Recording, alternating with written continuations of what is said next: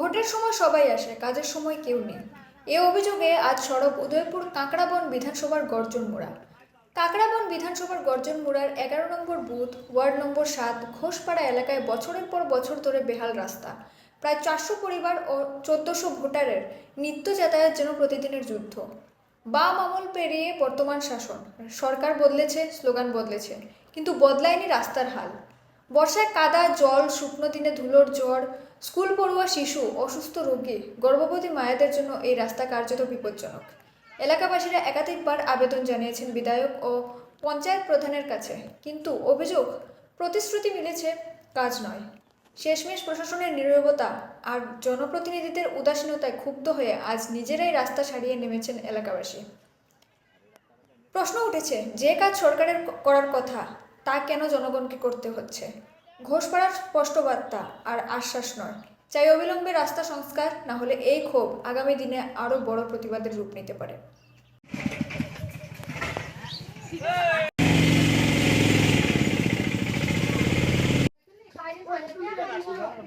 আজকে দীর্ঘদিন ধরে আমাদের 33 শালগড়া বিধানসভা কাঁকড়াবনের গর্জনমুড়া 11 নম্বর বুথের 7 নম্বর ওয়ার্ডের আমাদের যে পাড়ার যে একটা রাস্তা নিয়ে যে একটা সমস্যা, সেই সমস্যা কিন্তু আজকে 1-2 দিন না। সিপিএম থাকতেও কিন্তু আমরা 25 বছর এই রাস্তাটা আমরা কইরা দেওয়া হয়েছে না।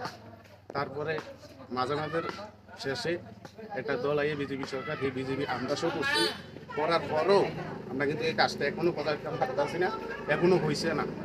মন্ডল থেকে শুরু করে, ডিএম থেকে শুরু করে, এসডিএম থেকে শুরু করে, নেতা মন্ত্রী মিনিস্টার মেম্বার প্রধান থেকে শুরু করে কারো কাছে জানা নেই, এখন পর্যন্ত বাদ নাই।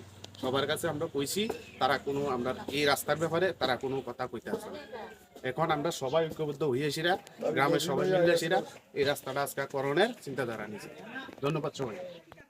আমরা আজকে 9 বছর ধরে এই রাস্তাটা আমরা দীর্ঘদিন মিছিল মিটিং সবার কাছে কইতে আছি।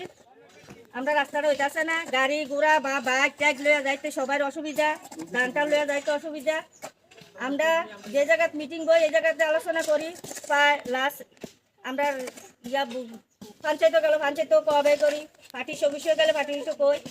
দীর্ঘদিন ধরে কইতে আছি আমরা রাস্তাটা হইতাছে না। কখন আমরা রাস্তাটা হয় না দেখে আমরা পাবলিকে নামছি, আমরা সবাই কইতে আছি কইরাম।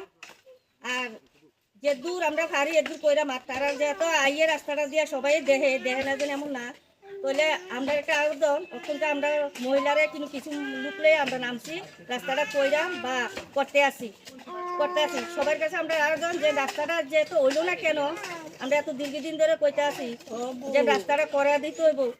আমরা রক্ষণ ধানফান আইতে আছে বা বর্ষাকাল আইতে আছে, আমরা চলতে চলতে বা বাচ্চারাও স্কুলে যাইতে আছে, অসুবিধা হইতে আছে, রুগী লিয়া যাইতে পারে না। বাস একটা রুগী লিয়া বাইসে গত মাসে যাইতে লইছে, আর বাইসে থাকতে গাড়িটা পড়েও গেছে, ব্যথা পাইছে আরো অনেক।